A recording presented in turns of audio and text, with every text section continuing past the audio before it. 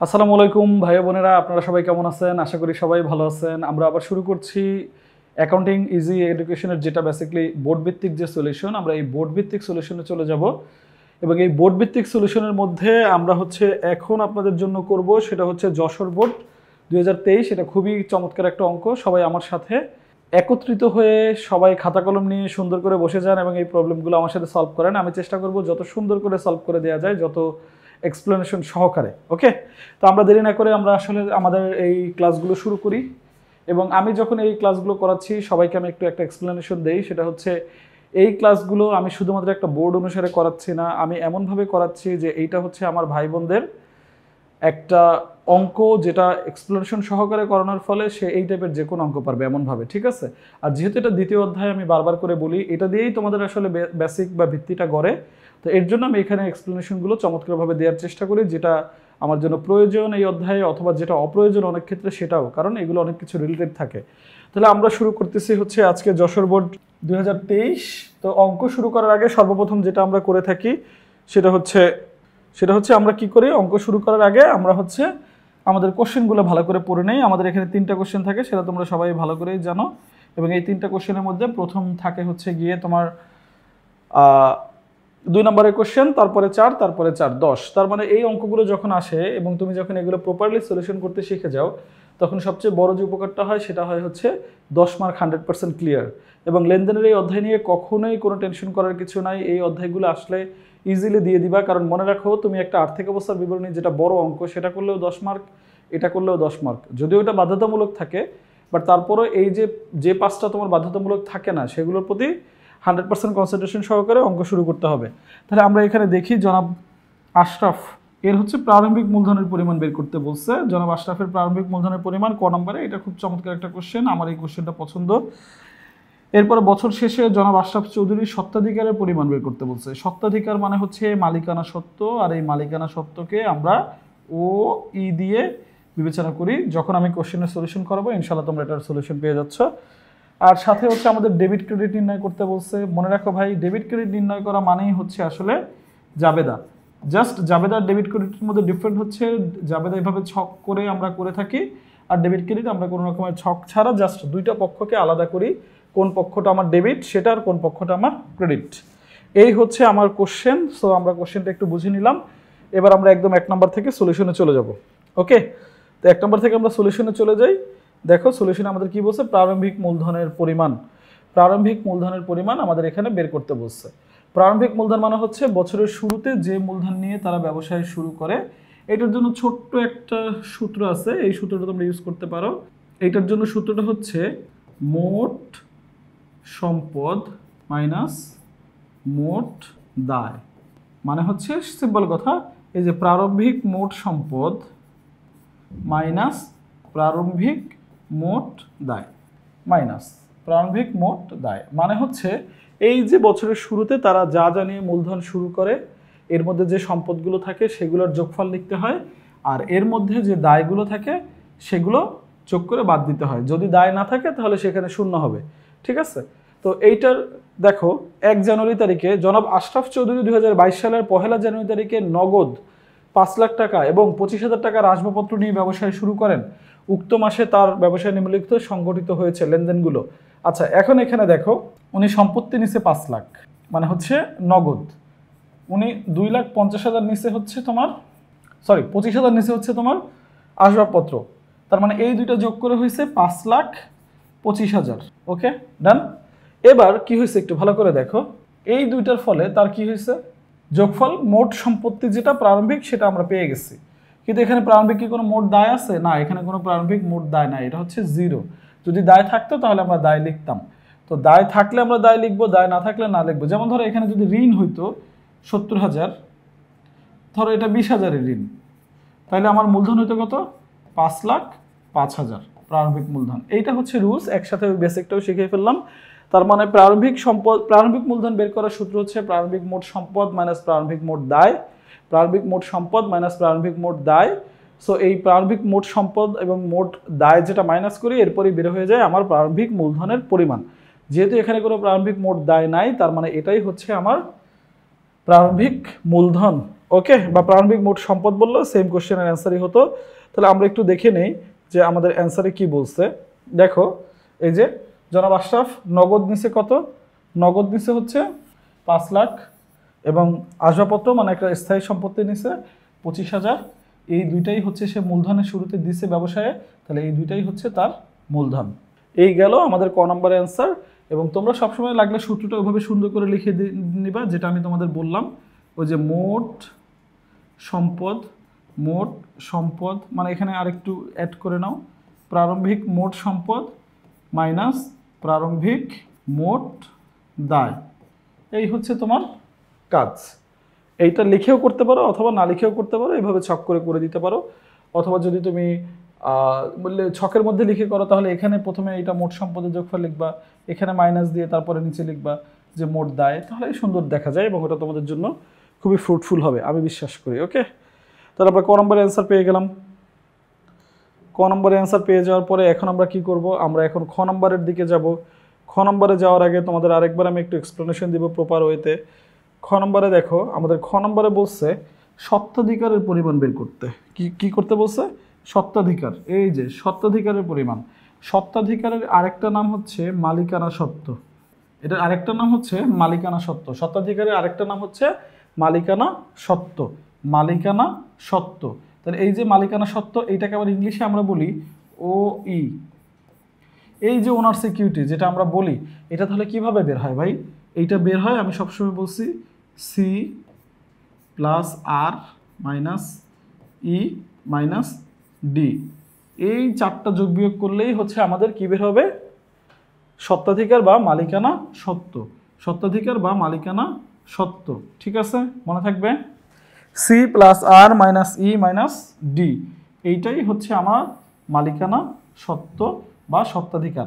এই যে ওনার সিকিউরিটি বের করতে গেলে আমাকে এই চারটা জিনিস নিয়ে বের করতে হবে। মূলধন হলে যোগ, আয় হলে যোগ, ব্যয় হলে বিয়োগ এবং উত্তোলন হলেও বিয়োগ। তাহলে আমরা আসো এই যে অঙ্কগুলো সহকারে দেখি যে তাহলে আমাদের মালিকানা সত্ত্ব আমরা কিভাবে বের করব। ওকে, দেখো আমরা শুরুতেই মূলধন হিসাবে আমরা হচ্ছে এই যে শুরুতেই আমরা মূলধন হিসাবে আমরা এটা পেয়ে গেছি। কত পেয়ে গেছি? 5 লাখ প্লাস হচ্ছে 25,000। 5 লাখ প্লাস হচ্ছে 25,000, তার মানে এই যে 5,25,000 টাকা আমরা প্রারম্ভিক মূলধন হিসাবে পেয়ে গেছি, ঠিক আছে। ওকে, এটা ছিল আমার ক্যাপিটাল, এটা ছিল আমার ক্যাপিটাল। ওকে, অফিস ভাড়া পরিশোধ। ভাড়া পরিশোধ মানে কি? ভাড়া মানে ব্যয়, ব্যয় মানে এক্সপেন্স। এক্সপেন্স হইলে মালিকানা সত্ত্ব কি হয়? কমে। এক্সপেন্স হইলে মালিকানা সত্ত্ব কমে। এই যে যদি এক্সপেন্স বাড়ে তাহলে মালিকানা সত্ত্ব কমে, তার মানে এইটা একটা এন্ট্রি আমরা পাইলাম। ওকে, এবার আসি নগদে পণ্য ক্রয়। পণ্য ক্রয়, ক্রয় মানে ব্যয়, পণ্যদ্রব্য ক্রয় মানে ব্যয়, পণ্যদ্রব্য ক্রয় মানে ব্যয়, পণ্যদ্রব্য ক্রয় মানে কি? ব্যয়। ব্যয় মানে কি? ব্যয় মানে হচ্ছে আমার এক্সপেন্স, আর এক্সপেন্স হইলেই আমার মালিকানা সত্ত্ব কমবে। এক্সপেন্স হইলেই আমার মালিকানা সত্ত্ব কমবে, এটা আমরা সবসময় জানি। এরপর আসি কমিশন প্রাপ্তি। কমিশন প্রাপ্তি, এই যে কমিশন প্রাপ্তি, এটা হচ্ছে আমার একটা কমিশন প্রাপ্তি, এটা হচ্ছে আমার একটা আয়। কমিশন প্রাপ্তি, এটা হচ্ছে আমার একটা আয়। কোনো পণ্য বিক্রি করে আমার প্রতিষ্ঠানে আমি একটা কমিশন পাইছি, এটা হচ্ছে একটা আমার আয়। আয় মানে কি? আয় মানে হচ্ছে রেভিনিউ। রেভিনিউ আমার কি করে? রেভিনিউ হচ্ছে গিয়ে আমার ওনার সিকিউরিটি বাড়ায়। রেভিনিউ হচ্ছে আমার ওনার সিকিউরিটি বাড়ায়, তাহলে আমার ওনার সিকিউরিটি বেড়ে যাবে। ওকে, দেখি আমরা এই কোটা আমাদের এখান থেকে পারফেক্টলি আমরা আসলে লিখছি কিনা। তারপরে হচ্ছে আমরা এদিকে যাচ্ছি। এই যে দেখো, আমরা মূলধন যেটা 5,25,000 পাইছি, 5,25,000 হচ্ছে আমরা মূলধন পাইছি আমরা একদম শুরুতে। তারপরে কি বলছিলাম? ভাড়া প্রদান। ভাড়া প্রদান আমাদের জন্য একটা এক্সপেন্স। এক্সপেন্স হলে মালিকানা সত্ত্ব কমে, মাইনাস হয়েছে। তারপরে কি বলছি? পণ্য ক্রয়। পণ্য ক্রয় হলে আমার একটা ব্যয় হয় বা এক্সপেন্স হয়। এক্সপেন্স হইলে ওটা মালিকানা সত্ত্ব কমায়। এই পর্যন্ত পারফেক্টলি ঠিক আছে। এরপর হচ্ছে কমিশন। কমিশন হচ্ছে আমার জন্য একটা আয়। কমিশন আমার জন্য একটা কি? আয়। আয় মানে রেভিনিউ। রেভিনিউ হইলে আমার এখানে কি হয়? এটা প্লাস হয়। আর এই যে এটা করতে গিয়ে আমরা তাহলে কোন সূত্র ফলো করতেছি? সি প্লাস আর মাইনাস ই মাইনাস ডি, এই যে সূত্রটা আমরা ফলো করতেছি। সিতে ক্যাপিটাল, আর এ রেভিনিউ, ইতে এক্সপেন্স, ডিতে ড্রয়িং। আমি কি তোমাদের বুঝাতে পারছি? এটা হচ্ছে capital plus revenue plus expense plus মানে হচ্ছে মাইনাস হচ্ছে তোমার ড্রয়িং। তার মানে সহজ কথা, ব্যয় এবং উত্তোলন বাদ হয় আর আয় এবং মূলধন যোগ হয়। দেখো এই যে মূলধন, এই যে ব্যয়গুলো মাইনাস হচ্ছে, আয়টা যোগ হচ্ছে, আর এগুলো সবই হচ্ছে মুনাফা জাতীয় আয়, মানে যে আয়গুলো আমার প্রতিষ্ঠানের সাথে একদম নিয়মিত সম্পর্কিত সেই আয়। ঠিক আছে, এরপর আমরা আসি জানুয়ারি 15 তারিখে আসবাবপত্রের অবচয়, যেটা আমাদের এখানে একটা লেনদেন ছিল। আসবাবপত্রের অবচয়, আসবাবপত্রের অবচয়টা একটু মনোযোগ দিয়ে খেয়াল করো। এই যে আসবাবপত্রের অবচয়, এই অবচয় হচ্ছে তোমার একটা ব্যয়, অবচয় হচ্ছে তোমার একটা ব্যয়, অবচয় একটা ব্যয়, অবচয় হচ্ছে একটা মুনাফা জাতীয় ব্যয়। এখন সবার আগে একটু আলোচনা করে নেই অবচয় কি। অবচয় হচ্ছে যখন আমরা কোনো স্থায়ী সম্পত্তি ব্যবহার করতে করতে ক্ষতি সাধন করি, ওটা যে ব্যবহার করতে করতে এটার মূল্য কমে যায়, সেটাকে বলা হচ্ছে অবচয়। অবচয় সাধারণত আমরা ধরি যে সম্পদগুলো আমরা ফিজিক্যালি টাচ করতে পারি, যেগুলো আমরা হচ্ছে একদম দেখতে পারি, ধরতে পারি, স্থায়ী যে সম্পদগুলো আছে সেটা। আর এইটারই আরেকটার নাম অবলোপনটা সাধারণত হয় হচ্ছে যে সম্পত্তিগুলো আমরা ফিল নিতে পারি কিন্তু স্পর্শ করতে পারি না। যেমন ধরো সুনাম, প্যাটেন্ট, ট্রেডমার্ক, কপিরাইট, ইভেন জমি যেটা আছে, এইটার আসলে অবলোপন হয়, এটার অবচয় হয় না। যদিও জমির অবলোপন হয় না, কারণ জমির দাম সবসময় বাড়তেই থাকে ভূমি সাধারণত, বাট সুনামের অবলোপন হয়, পেটেন্ট, ট্রেডমার্ক, কপিরাইট এগুলোর অবলোপন হয়। কিন্তু অবচয় হয় কোনগুলো, যে সম্পত্তিগুলো আমরা ব্যবহার করতে করতে হচ্ছে একটা সার্টেন ইউজ করে ফেলি, ওটার মান কমে যায়, সেটা হচ্ছে অবচয়। এবং সেটা কোন সম্পত্তি, যে সম্পত্তিটা আসলে আমরা ধরতে পারি, দেখতে পারি। এটাকে ইংলিশে যদি বলি তাহলে হচ্ছে টেনজিবল অ্যাসেট। ওকে, যেমন এই যে বোর্ড, এটা যখন আমি প্রথমে কিনছি এটার দাম হতে পারে 5 লাখ টাকা, বাট এটা আমি 2 বছর ধরে ইউজ করি সাপোজ, এখন এটার দাম আছে 3 লাখ টাকা। তো এই যে আমি 2 বছরে 2 লাখ টাকা খুয়াইলাম এটা ব্যবহার করতে করতে, বেসিক্যালি এটাই হচ্ছে অবচয়। আর এই অবচয়টা একটা মুনাফা জাতীয় ব্যয়, অবচয়টা একটা মুনাফা জাতীয় ব্যয়, অবচয়টা হচ্ছে একটা মুনাফা জাতীয় ব্যয়। আর এই ব্যয় মানে হচ্ছে আমার মালিকানা সত্ত্ব অবশ্যই কমবে, ব্যয় মানে হচ্ছে মালিকানা সত্ত্ব অবশ্যই কমবে। আর একটা কথা সবসময় তোমাদের বলে দিই যে ভাই, সম্পত্তি ক্রয় বিক্রয় করলে, স্থায়ী সম্পত্তি ক্রয় বিক্রয় করলে মালিকানা সত্ত্বের কোনো পরিবর্তন হবে না, এটা একদম মুখস্থ করে নাও। যখন তুমি ওনার সিকিউরিটি নির্ণয় করবা, মালিকানা সত্ত্ব কখনো পরিবর্তন হবে না। আমি কি তোমাদের বুঝতে পারছি? এর জন্য এই যে আসবাবপত্র ক্রয়, এইটা এখানে মালিকানা সত্ত্বে কোনো ইম্প্যাক্ট ফেলবে না। বাট এটাই যদি পণ্যদ্রব্য ক্রয় হইতো তাহলে আমার এটা মালিকানা সত্ত্বে ইম্প্যাক্ট ফেললো। কারণ এটা কেন ইম্প্যাক্ট ফেলবে না আরেকটু বুঝিয়ে দেই। একবার হচ্ছে এ প্লাস সম্পত্তি আমি যখন ক্রয় করছি, মানে একটা সম্পত্তি, এই যে আসবাবপত্র এটা আমার বাড়ছে, ঠিক আছে। আরেকবার কি হয়েছে, এটা ক্রয় করতে আমার নগদ টাকা চলে গেছে, তার মানে আমার একবার এ মাইনাস, তার মানে নগদ। তার মানে এইটা হচ্ছে একবার সম্পত্তি বাড়ায়, একবার সম্পত্তি কমায়, একবার সম্পত্তি বাড়ায়, একবার সম্পত্তি কমায়। তার মানে এই যে আমাদের আসবাবপত্র ক্রয়, এটা হচ্ছে আমাদের একটা সম্পত্তি। তো সম্পত্তি ক্রয় বিক্রয় করলে মালিকানা সত্ত্বের কোনো পরিবর্তন হবে না। আর এই যে আসবাবপত্র, এটা ভালো করে মনে রাখো, এটা খুব জরুরি। আসবাবপত্রের অবচয়, এটা হচ্ছে আমাদের একটা মুনাফা জাতীয় ব্যয়। আর এই মুনাফা জাতীয় ব্যয় কি হয়, এই মুনাফা জাতীয় ব্যয় আমাদের মালিকানা সত্ত্ব কমায়। আর এরপরে আছে ধারে পণ্য বিক্রয়। সহজ একটা কথা হচ্ছে ভাই, বিক্রয় যেভাবেই হোক, সেটা নগদে, ধারে বা ব্যাংকে, যে পদ্ধতিতেই হোক, বিক্রয় করলেই ওটা তোমার জন্য আয়, বিক্রয় করলেই এটা তোমার জন্য আয়। আমি কি বুঝতে পারছি? বিক্রয় করলেই এটা তোমার জন্য আয়, এটা মালিকানা সত্ত্বে কি হবে, যোগ হবে। মালিকানা সত্ত্বে কি হবে, যোগ হবে। তার মানে পণ্যদ্রব্য বিক্রয় করলে যোগ হবে, পণ্যদ্রব্য ক্রয় করলে মাইনাস হবে। এবার এটা যেভাবেই হোক, ওটা কোনো বিষয় না। পণ্যদ্রব্যের কথা বলছি, মনোযোগ দিয়ে শুনিও। ওকে, আমরা একটু দেখি অ্যান্সারটা এবার এখানে কি বলা আছে। এই যে দেখো, আসবাবপত্রের অবচয় বলছি, এটা একটা ব্যয়, এটা একটা এক্সপেন্স। কি এক্সপেন্স? মুনাফা জাতীয়। আসবাবপত্রের অবচয় বলতে বোঝায় কি, ওই যে পণ্যদ্রব্য, মানে যে কোনো স্থায়ী সম্পত্তি ব্যবহার করতে করতে এটার যে ক্ষতি সাধন করি সেটা। তার মানে এই যে আমার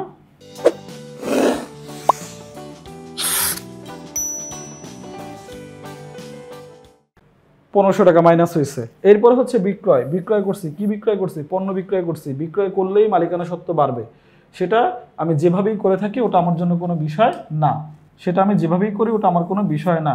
তার মানে এটা বিক্রয় করছি, মালিকানা সত্ত্ব বাড়ছে। দেখো ওভারঅল সব কিছু যোগ বিয়োগ করে গিয়ে আমরা বছর শেষে বা মাস শেষে দেখলাম তার স্বত্বাধিকার বা মালিকানা সত্ত্ব কিভাবে বের হইলো, কিভাবে 5,24,000 টাকা বের হয়েছে। কিভাবে বের হয়েছে, এটা হচ্ছে ক্যাপিটাল, এইটা এক্সপেন্স, এইটা এক্সপেন্স, এইটা হচ্ছে তার রেভিনিউ, এইটা হচ্ছে তার এক্সপেন্স, এটা হচ্ছে তার রেভিনিউ। তার মানে ওই যে সূত্র, সি এই যে প্লাস আর প্লাস হয় আর এগুলো মাইনাস হয়, এক্সপেন্সগুলো মাইনাস হয়। আর এখানে যদি উত্তোলন কোনো কিছু থাকতো সেটাও মাইনাস হইতো। উত্তোলন বলতে আমরা কি বুঝি, যেটা মালিক তার ব্যক্তিগত প্রয়োজনে ব্যবসায় থেকে নিয়ে খরচ করে, সেটা প্রোডাক্ট হতে পারে, সেটা পণ্যদ্রব্য হতে পারে, সেটা হচ্ছে গিয়ে তার কি বলে কোনো টাকা হতে পারে, ব্যাংক ব্যালেন্স হতে পারে। ভাই এইগুলো খুবই চমৎকারভাবে করাচ্ছি, তোমরা দয়া করে আগ্রহ হারিয়ে ফেলেও না, তোমরা খুব কনসেন্ট্রেশন সহকারে এটা করে ফেলো। তোমাদের জন্য অবশ্যই সবসময় আমার পক্ষ থেকে শুভকামনা এবং ধৈর্য থাকে। আমি আমার ধৈর্যের পরীক্ষায় হারতে রাজি না, আমি চাই যে আমার ভাই বোনেরা এটা চমৎকারভাবে শিখে নেক। আরেকটা কথা হচ্ছে ভাই, নিজেকে ঠকানো যাবে না, নিজেকে হারা যাবে না, জীবন তোমার। সো তোমার জীবনকে তুমি কোন পর্যায়ে নিয়ে যাচ্ছ সেটা তোমাকেই চিন্তা করতে হবে, এবং এর জন্য যতটুকু পরিশ্রম দেওয়া উচিত আমি মনে করি আমার প্রত্যেকটা ভাই বোনের সেইটুকু পরিশ্রম করা উচিত। কারণ জীবনের কিছু বিষয় আছে যেটা আমরা হারিয়ে গেলে পাবো না, এটা তুমিও জানো, আমরা সবাই জানি। এবং অনেকেই এখন বলে থাকো যে স্যার পড়ালেখা করে তো আসলে ক্যারিয়ার হয় না। ভাই পড়ালেখা করে ক্যারিয়ার হয় না, আমি এটা মানলাম, কিন্তু পড়ালেখা করলে যে হবে তুমি এটা 100% শিওর নাও থাকতে পারো, কনফার্ম। কিন্তু না করলে যে তোমার একদম এক্সট্রাঅর্ডিনারি ক্যারিয়ার হবে এর গ্যারান্টি তোমাকে কে দিবে? তার মানে হচ্ছে যখন যে কাজটা তোমার করা উচিত সেটা করো। হয়তোবা সেটা তোমার হচ্ছে কি বলা যায় একটা সময় ফ্রুটফুল না হইতে পারে, কিন্তু এটা যে তোমাকে দুনিয়া চিনাবে, এটা যে তোমাকে তোমার জন্য অনেক পথ পথ তোমাকে ইয়া করবে, মানে ওপেন করে দিবে, এটা যে তোমার কমিউনিকেশন গ্রো আপ করবে, এটা যে তোমাকে দুনিয়া সম্পর্কে ধারণা দিবে, সেটা তুমি 100% জীবনের কোনো না কোনো পর্যায়ে কাজে লাগবে। ঠিক আছে, তোমাকে যে মানসিকভাবে ডেভেলপ করে দিবে সেটার কোনো বিকল্প নাই। সো এই জায়গাটায় আসলে কোনো স্যাক্রিফাইস করার কোনো ওয়ে নাই। ওকে, এবার আসি 3 তারিখে আমাদের কি বলছে। 3 মানে গ নম্বর লেনদেনে আমাদের বলছে, ভাই দেখো 1, 2 এবং 15 তারিখের লেনদেনগুলো ডেবিট ক্রেডিট নির্ণয় করতে। তো আমরা চমৎকারভাবে এই লেনদেনগুলো ডেবিট ক্রেডিট নির্ণয় করব। ভাই ডেবিট ক্রেডিট করা মানেই আসলে জাবেদা করা, জাস্ট আমরা জাবেদা একটা নির্দিষ্ট ছকে এবং ফরম্যাটে করি, আর ডেবিট ক্রেডিটটা আমরা আসলে জাস্ট আমাদের র্যান্ডমভাবে একটা ছোট ছকে করে ফেলি। মনে রাখো ডেবিট ক্রেডিট আসলে করা হয় দুতরফা দাখিলা পদ্ধতি অনুসারে, দুতরফা, দুইটা পক্ষ থাকে, একটা ডেবিট একটা ক্রেডিট, একটা সুবিধা গ্রহণকারী একটা সুবিধা প্রদানকারী। এবং সবচেয়ে বড় কথা হচ্ছে ট্রানজ্যাকশন বা লেনদেন কখনো এককভাবে হতে পারে না, অবশ্যই তার মধ্যে কি থাকতে হবে, মিনিমাম দুইটা পক্ষ থাকতে হবে, এটা কিন্তু তোমরা খুব ভালো করেই জানো। তারপর আমি বেসিক ভেঙে ভেঙে এই অঙ্কগুলো এখন আবার তোমাদেরকে করাবো। ঠিক আছে, তো আমরা দেখি 1 তারিখে কি ছিল। দেখো কত চমৎকারভাবে আমরা আসলে এগুলো ডিসাইড করতে পারি। 1 তারিখে নগদ এবং আসবাবপত্র, তার মানে প্রথম প্রতিষ্ঠানে আমার কি আসছে, নগদ আসছে, সম্পদ। ঠিক আছে, ডেবিট। ওকে, এরপরে আমার প্রতিষ্ঠানে কি আসছে, আসবাবপত্র আসছে, আসবাবপত্র আমার জন্য কি, সম্পদ, ডেবিট। আসবাবপত্র আমার জন্য কি, সম্পদ, ডেবিট। ডান। তারপরে কি আছে, এই দুইটা মিলে আসলে আমার কি হয়, এই দুইটাই আমার মূলধন, কারণ এই দুইটা আমাকে মালিক দিচ্ছে। মূলধন আমার জন্য বাড়ছে, এটা হচ্ছে মালিকানা সত্ত্ব, এটা হচ্ছে ক্রেডিট। দেখো আমি কোন সূত্র অবলম্বন এটা করলাম, তাহলে তোমাদের একটু ভেঙে দিচ্ছি। সূত্রটা হচ্ছে এ প্লাস এক্সপেন্স প্লাস ড্রয়িং মানে উত্তোলন, মানে সম্পদ ব্যয় এবং উত্তোলন এটা যদি বাড়ে তাহলে ডেবিট, যদি কমে তাহলে হচ্ছে ক্রেডিট। এই হচ্ছে আমাদের রুলস। এরপর আমরা কি করি, এইটার অপোজিট কি আছে, দায়। এইটার অপোজিট কি আছে, রেভিনিউ। এইটার অপোজিট কি আছে, ক্যাপিটাল। এইটা যদি বাড়ে তাহলে উল্টোটা হয়, বাড়লে ক্রেডিট, কমলে ডেবিট। এই যে উল্টা, যেহেতু এইটার উল্টা এটা, এই পদ্ধতিটা উল্টা হয়। সবাই মনোযোগ দিয়ে এটা শিখে নাও। কি শিখে নিবা, সম্পদ ব্যয় এবং উত্তোলন যদি বাড়ে তাহলে ডেবিট, যদি কমে তাহলে ক্রেডিট। আর দায়, আয় এবং মূলধন যদি বাড়ে তাহলে ডেবিট, বাড়ে তাহলে ক্রেডিট, আর কমলে হচ্ছে ডেবিট। আমরা এই সূত্র অনুসারে আসলে এটা করি। যেমন দেখো এখানে নগদ আমার অ্যাসেট বাড়ছে ডেবিট, এই আসবাবপত্র বাড়ছে ডেবিট, আর এই দুইটা মিলে মূলধন বাড়ছে প্রতিষ্ঠানে। মূলধন মানে মালিকানা সত্ত্ব বাড়লে কি, ক্রেডিট। এই যে এখানে বলা আছে ক্যাপিটাল মানে মূলধন বাড়লে ক্রেডিট। আমরা এই সূত্র অনুসারে করাইছি আসলে। ঠিক আছে, মন থাকবে লক্ষ্মী ভাই। আমার বিশ্বাস মনে থাকবে আমি একটু ধীরে ধীরে এটা করাচ্ছি যেন তোমরা এটাকে হারিয়ে না যাও। এবার আসি 2 তারিখে অফিস ভাড়া পরিশোধ, ভাড়া দিচ্ছি, ভাড়া হিসাব ডেবিট। কারণ কি ভাড়া আমার জন্য একটা ব্যয়, ভাড়া আমার জন্য একটা ব্যয়, আর এখানে ব্যয় বৃদ্ধি হয়েছে, বাড়ছে। এর জন্য ওইখানে কি ছিল যে এক্সপেন্স যদি বাড়ে, এক্সপেন্স প্লাস হইলে ডেবিট, তাহলে এখানে আমার এটা ডেবিট। আর এই ভাড়াটা দিতে আমার কি গেছে, ভাড়াটা দিতে আমার নগদ টাকা গেছে, তাহলে আমার নগদ টাকা চলে গেল, নগদ টাকা আমার চলে গেছে, তাহলে নগদান ক্রেডিট। কেন ক্রেডিট? নগদ টাকা আমার কমে গেছে। নগদ টাকা আমার কি ছিল? নগদ টাকা আমার একটা অ্যাসেট, তাহলে এই অ্যাসেটটা কমে গেলে সূত্র অনুসারে কি ছিল? ক্রেডিট। আর যদি অ্যাসেট বাড়তো তাহলে ডেবিট, আমরা যে সূত্র লিখে দিছি। তাহলে এটা হচ্ছে আমার একটা অ্যাসেট, এটা কমছে, এটা হ্রাস, তার মানে এটা হচ্ছে ক্রেডিট। এই হচ্ছে আমাদের ডেবিট ক্রেডিট। জাস্ট আমরা এখান থেকে হিসাবের নামগুলো বের করব এবং ওইটা কোন পদ্ধতিতে পড়ে তার মধ্যে বসাই দেবে, ইনশাল্লাহ আমাদের জন্য এটা ইজি হয়ে যাবে। তারপরে দেখো 15 তারিখ কি বলছে? আসবাবপত্রের অবচয়। সহজ কথা, অবচয় ওই যে সূত্র অনুসারেই যাব। অবচয় আমার জন্য একটা ব্যয়, আমি এই জাস্ট খ নম্বরেও করে আসছি। অবচয় আমার জন্য একটা ব্যয়, ব্যয় বাড়ছে, তাহলে অবচয় হচ্ছে ডেবিট। কারণ কি ব্যয় বৃদ্ধি, ব্যয় বৃদ্ধি পেলে ডেবিট, শেষ। এখন এই অবচয়ের অপর আরেকটা যে হিসাব হয় সেটা হয় পুঞ্জীভূত অবচয়। পুঞ্জীভূত মানে কি? পুঞ্জীভূত মানে হচ্ছে যে অবচয়টা আমি আস্তে আস্তে জমা করে রাখি। এটা হচ্ছে আমার জন্য একটা সঞ্চিতি, এটা হচ্ছে আমার জন্য একটা দায়, এটা হচ্ছে আমার জন্য একটা দায় বৃদ্ধি, তার মানে এটা হচ্ছে ক্রেডিট। পুঞ্জীভূত অবচয়টা কি আসলে তোমাদের বুঝাই লক্ষ্মী ভাই, তোমাদের জন্য জাস্ট 1 মিনিট আবার আগে আমি একটু ব্যয় করি, এটা মনোযোগ দিয়ে শুনে নাও। ধরো আমি একটা সম্পত্তি 10,000 টাকা দিয়ে কিনছি, এটার মেয়াদ ছিল 5 বছর, তাহলে প্রত্যেক বছর আমার 2,000 টাকা করে এটা ব্যবহার করলে দাম কমে যাবে, কারণ 5 বছরে এটা ভ্যানিশ হয়ে যাবে। তো এই যে প্রথম 2 বছর এটা হচ্ছে অবচয়, এই যে প্রথম বছর এইটাই আমি পুঞ্জীভূত করে জমায়ে রেখে দিব। কেন এটাকে আমি জমায়ে রেখে দিব? কারণ এই টাকাটা আমার জমলে আবার 10,000 হবে, তারপরে না আমি আবার একটা সম্পত্তি কিনবো, বাট আমি যদি এটা খেয়েই ফেলি তাহলে আমি আবার নতুন করে ইনভেস্টমেন্ট কোথা থেকে নিয়ে আসবো? সো দ্যাটস ওয়াই দ্বিতীয় বছর কি হয়, এখানে আবার আমি 2,000 অবচয় ধরলাম, আবার জাবেদা হবে অবচয় হিসাব ডেবিট, পুঞ্জীভূত অবচয়। কিন্তু এবার পুঞ্জীভূত অবচয় আমার কত দাঁড়ায় গেল? 2 বছর শেষে এটা হচ্ছে 4,000। এরপরে আবার আমার তৃতীয় বছরে, এটা ছিল প্রথম বছর, এটা ছিল দ্বিতীয় বছর, এখন আবার তৃতীয় বছরে আবার আমার অবচয় কত হবে প্রত্যেক বছর? 2,000। তাহলে এবার আমার পুঞ্জীভূত অবচয় কত হইল? 6,000। তার মানে এই যে আমার অবচয়গুলো আমি যোগ করে প্রত্যেকবার বসাই, প্রত্যেকবার যে অবচয়গুলো যোগ করে বসাই সেটাই হচ্ছে আমার পুঞ্জীভূত অবচয়। পুঞ্জি মানে কি? সঞ্চয় করে রাখা। তার মানে অবচয়গুলোকে আমি যখন প্রত্যেক বছর সঞ্চয় করে রাখি সেটাকেই বলে হচ্ছে আমার পুঞ্জীভূত অবচয়। এর জন্য দেখবা প্রত্যেক বছর তুমি পুঞ্জীভূত অবচয় যোগ করতে করতে দেখবা আলটিমেটলি তোমার 5 বছরে এসে পুঞ্জীভূত অবচয়ে তোমার 10,000 হয়ে যাবে যোগ করলে। আমি কি বুঝতে পারছি? তো এটার ডেবিট ক্রেডিট কি হয়? এটার ডেবিট ক্রেডিট হয় আমি তোমাদের যেটা বললাম সেটা হচ্ছে অবচয় ডেবিট, এটা প্রত্যেক বছর অবচয় ডেবিট, ডেবিট মানে কি?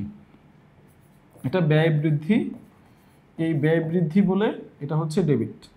আর এটার সাথেই হবে পুঞ্জীভূত অবচয়, ওই যে অবচয়টাকে আমি জমাচ্ছি, পুঞ্জীভূত অবচয়, এটা হচ্ছে ক্রেডিট। এটা কত? এটা হচ্ছে আমার দায় বৃদ্ধি, কারণ এই পুঞ্জীভূত অবচয়টা প্রতিষ্ঠানের কাছে দায়, এটা হচ্ছে দায় বৃদ্ধি, গট ইট? এর জন্য এটা হচ্ছে ক্রেডিট। সো আমার বিশ্বাস তোমরা এটা বুঝে গেছো। এরপরে 30 তারিখে কি ছিল?